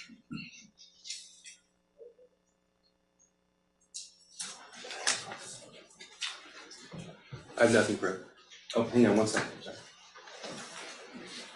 Thank you, Judge. Nothing further. Cross. Thank you, Your Honor. I just want to go back through the exhibits. Would it be easiest if I had the prosecution go back through them if I ask, or is it easier if I just transfer it to my laptop? Okay, I can use these. Okay. Can you put up exhibit number 24, please? Just so that the jury can see it. And if you want, I can put it on my computer, I have them. But we have another flash drive, don't we, that we provided to the department? I have them on my computer, do you want me to take the reins and use my laptop? Yes. Yes. Okay, Your Honor, we just need to switch this over then. Okay. Hit that button, and then I've gotta plug in my.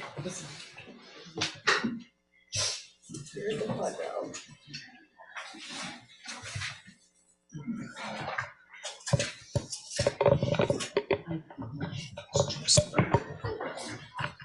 Alright, and I'm just gonna pull up the exhibits on my laptop while Mr. Godwin plugs it in.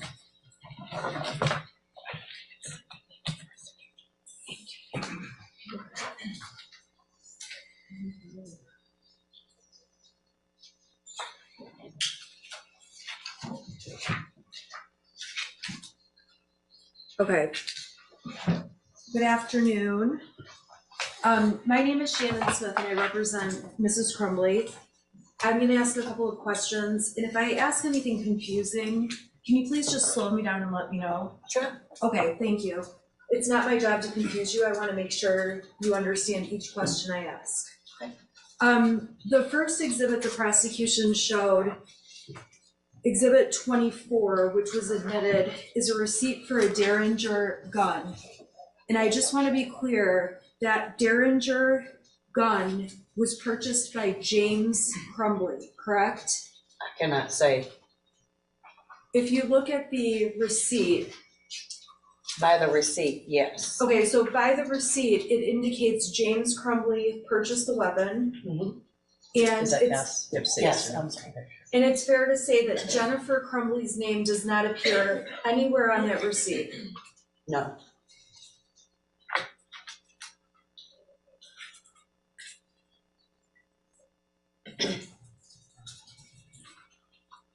Okay. We talked about Exhibit 25, the pistol sales record. And this was the pistol that was bought back in June of 2021. On this receipt, or I'm sorry, on this pistol sales record, James Crumbley is the person who purchased this pistol. Is that correct? Yes. Jennifer Crumbley's name does not appear anywhere on this pistol sales receipt, correct? No. I'm sorry? No. Thank you.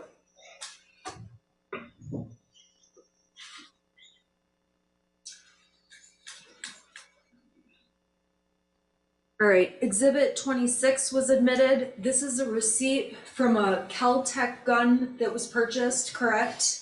Yes. And again, on this receipt, it indicates that James Robert Crumbley purchased the gun. Yes. And Jennifer Crumbley's name does not appear anywhere on that receipt. No.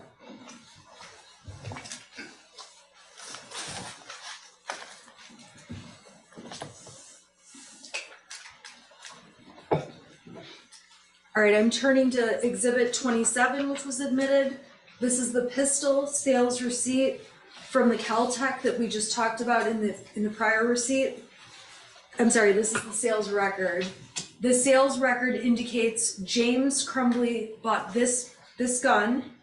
Yes. Okay, and Jennifer Crumbley's name is not listed as the purchaser, or she's not anywhere on this record, correct? Yes.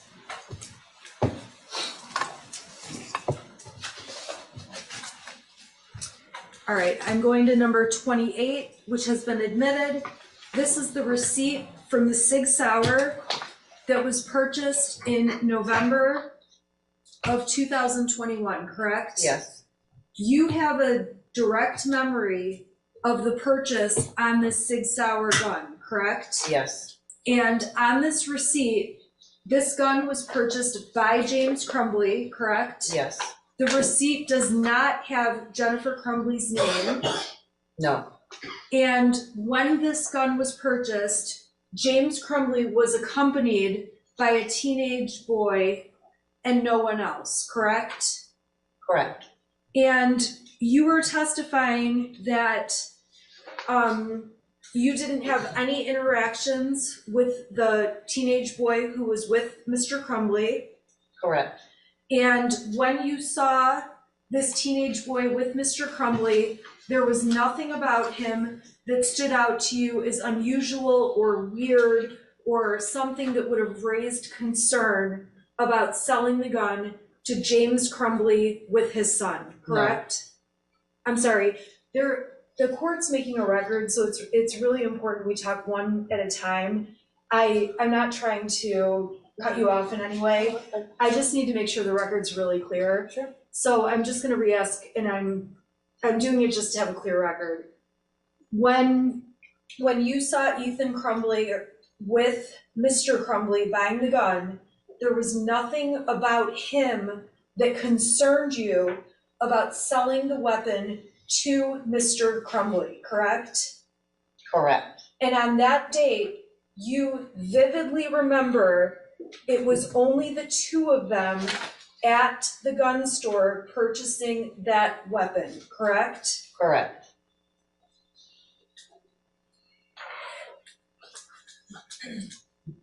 And again, on exhibit 29, this is the pistol sales receipt. Jennifer Crumbley's name does not appear anywhere on the pistol sales receipt, correct? Correct.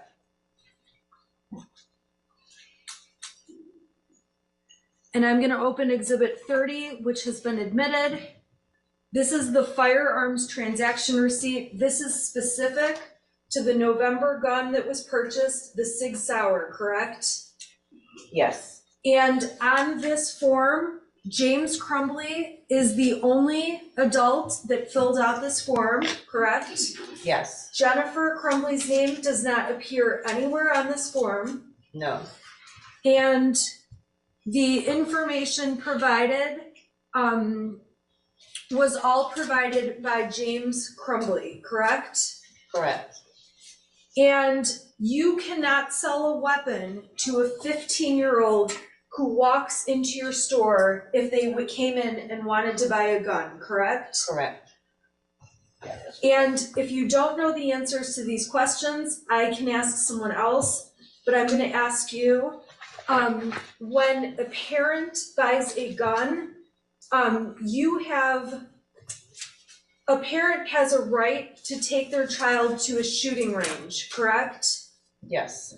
A parent has a right to take their child hunting, correct? Yes. A parent has a right, when they own a gun, to allow their child to use the gun at things like a gun range or hunting or along those lines, correct? Yes.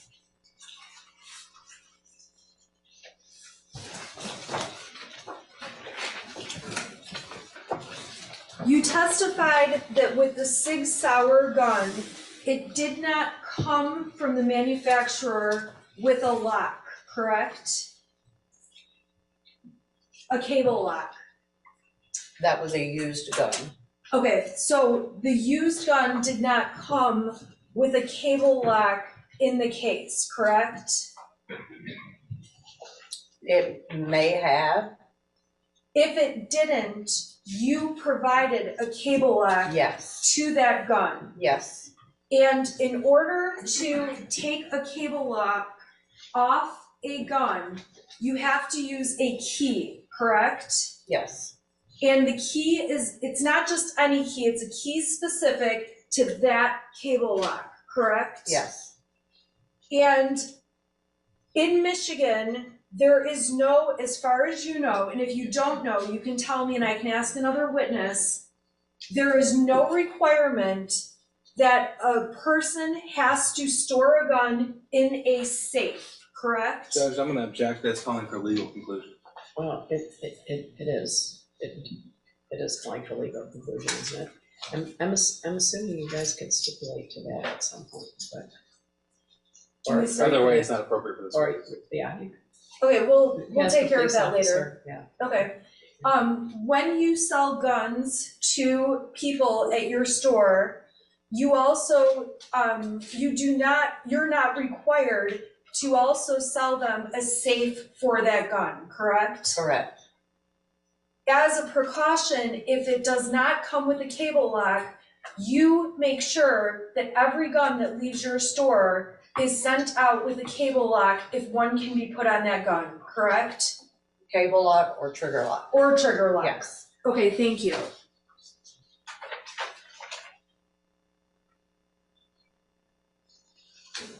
There is not any time that you recall seeing Mrs. Crumbley at the store looking at guns, considering buying a gun, anything along those lines, correct? Correct. And of course, I don't expect your memory's perfect. I'm just asking by recollection, you don't recall that Mrs. Crumbley was in there. She was not, no. It's also not illegal for a father to bring children in or a teenager in with them to purchase a weapon, correct? Correct. Mr. Crumbley is not the only person who has ever been in the store purchasing a weapon with minors present, correct? Correct. And there is nothing that when you come to the door of the store that says minors cannot enter the store or look at what you have in terms of your stock, correct? Correct. May I have just a minute? Sure.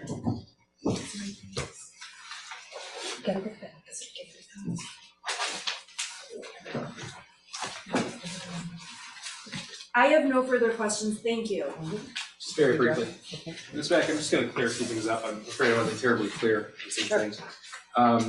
First of all, after the shooting in Oxford High School, agents from the ATF, they came and spoke with you, would that be right? Yes. Okay. And ATF, that's the government agency that sort of regulates the finance or the firearms transactions. Yes. Okay, at least to your understanding. Yes. Okay.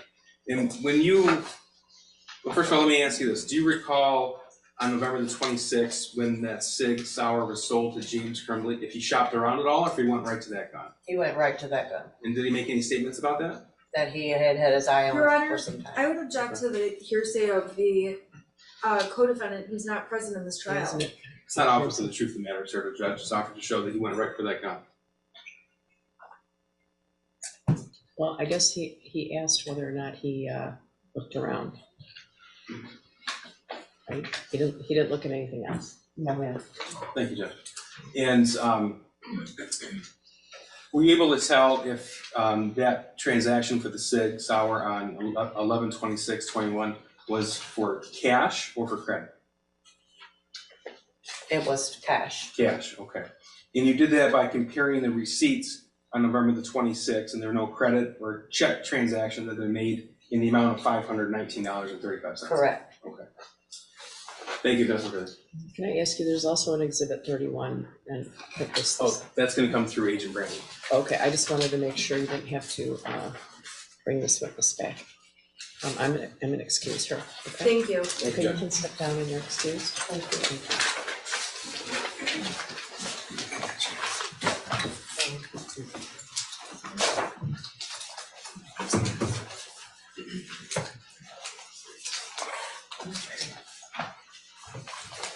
Your lunch is here. Okay, the fact that we're providing lunch doesn't mean that you can't leave the building or go out to your car and do things like that. I want to avoid any interactions in the cafeteria that could impact you. I don't want people talking to you, and I just want you to feel comfortable. All right. So your lunch is in the cafeteria. It's an hour. We'll come back at about, if you can return to the jury room at 10 after 1, your lunches are in the jury room. Don't discuss the case with anybody, don't do any research, don't go on Facebook, don't read any news on your phone or computer or otherwise, and don't discuss the case with anybody. And we'll be back at about 10 after 1. Okay? All rise for the jury.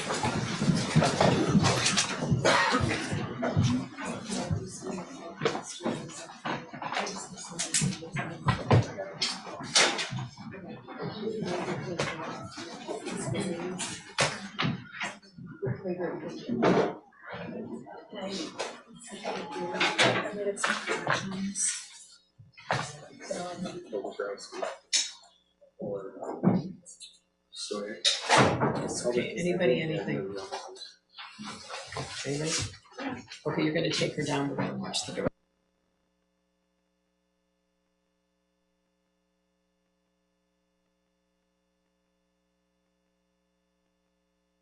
Recording stopped.